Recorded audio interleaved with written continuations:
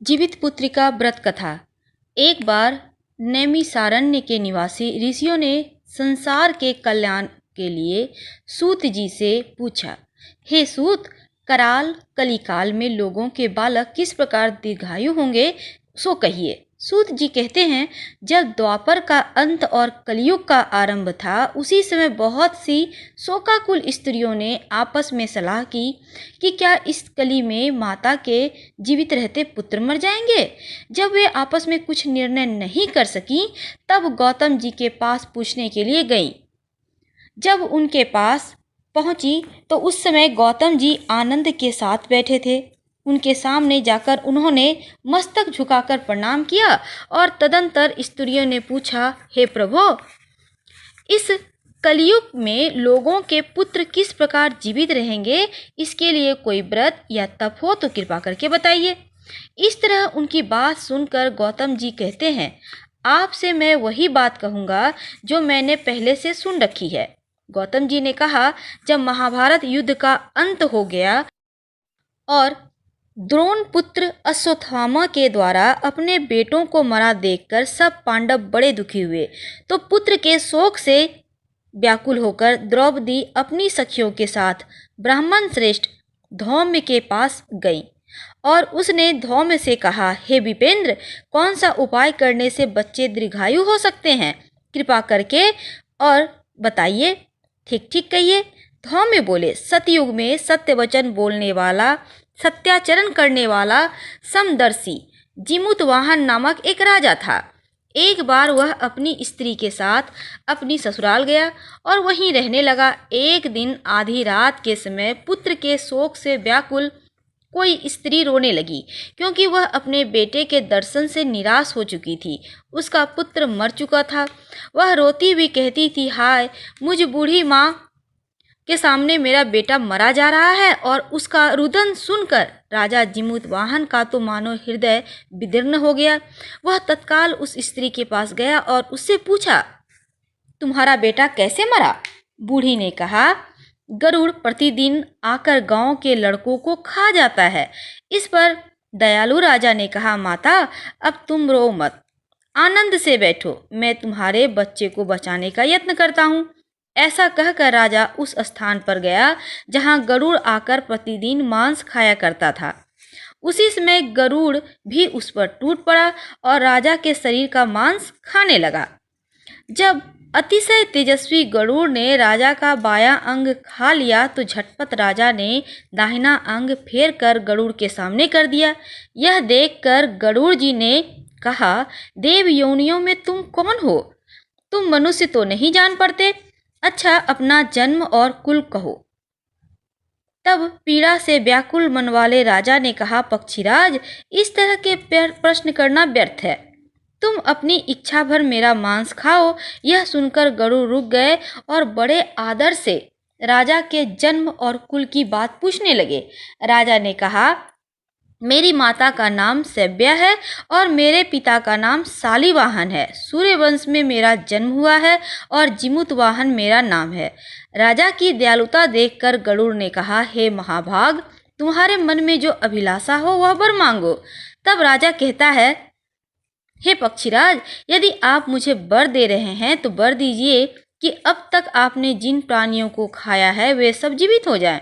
हे स्वामिन, अब से आप यहाँ बालकों को ना खाएं और कोई ऐसा उपाय करें कि जहाँ जो उत्पन्न हो वे लोग बहुत दिनों तक जीवित रहे।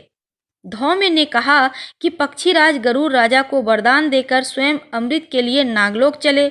वहां से अमृत लाकर उन्होंने उन मरे हुए हड्डियों पर मनुष्यों की जो हड्डी थी उस पर बरसाया। ऐसा करने से सब लोग जीवित हो गए जिनको कि गरुड़ ने पहले खाया था। राजा के त्याग और गरुड़ की कृपा से वहां वालों को बहुत कष्ट जो था वो दूर हो गया। उस समय राजा के शरीर की शोभा दुगुनी हो गई। राजा की दयालुता देखकर गरुड़ ने फिर कहा, मैं संसार के कल्याण के लिए एक और वरदान दूंगा।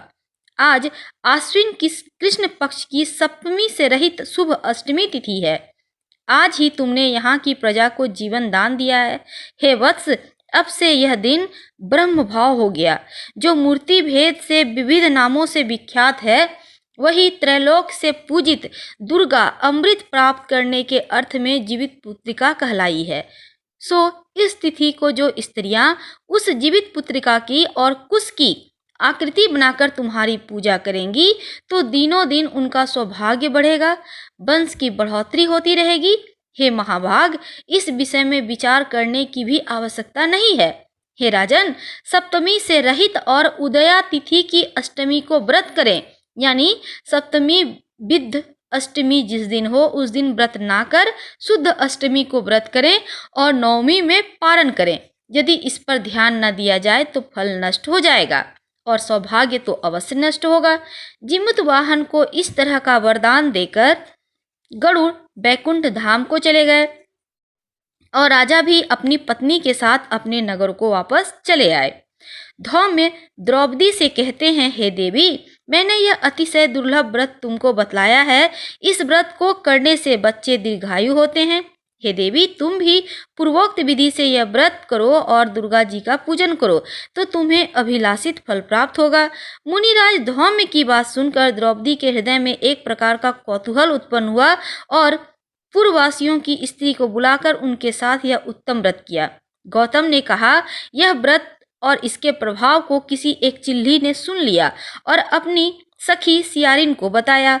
इसके बाद पीपल की वृक्ष की शाखा पर बैठकर उस चिल्ली ने उस वृक्ष के खोते में बैठकर सियारिन को भी ने भी व्रत किया।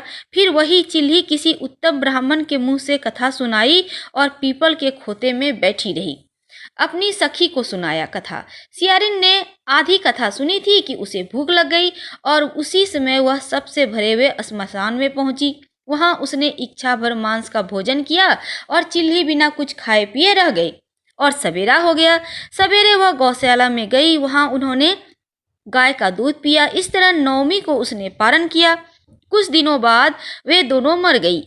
अयोध्या में किसी धनी व्यापारी के यहाँ जन्मी। संयोग से उन दोनों का जन्म एक ही घर में हुआ, जिसमें सियारिन बड़ी थी और चिल्ली छोटी थी। वे दोनों सभी शुभ लक्षणों से युक्त थी, इसलिए बड़ी लड़की काशीराज के और छोटी उनके मंत्री के साथ अग्नि के सामने विधि पूर्वक ब्याही गई।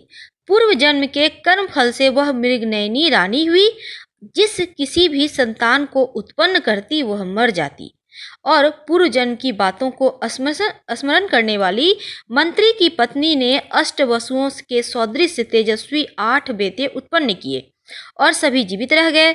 अपनी बहन के पुत्रों को जीवित देखकर ईर्ष्यावश राजपत्नी ने अपने स्वामी से कहा कि यदि तुम मुझे जीवित रखना चाहते हो तो इस मंत्री के सभी पुत्रों को उस जगह भेज दो जहां मेरे बेटे गए हैं, अर्थात इन्हें मार डालो।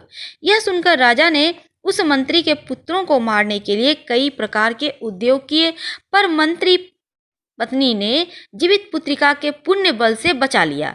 एक दिन राजा ने अपने आदमियों से उन पुत्रों का सिर कटवाकर पिटारी में रखवाया और वह पिटारी उसकी माता मंत्री पत्नी के पास भेज दिया।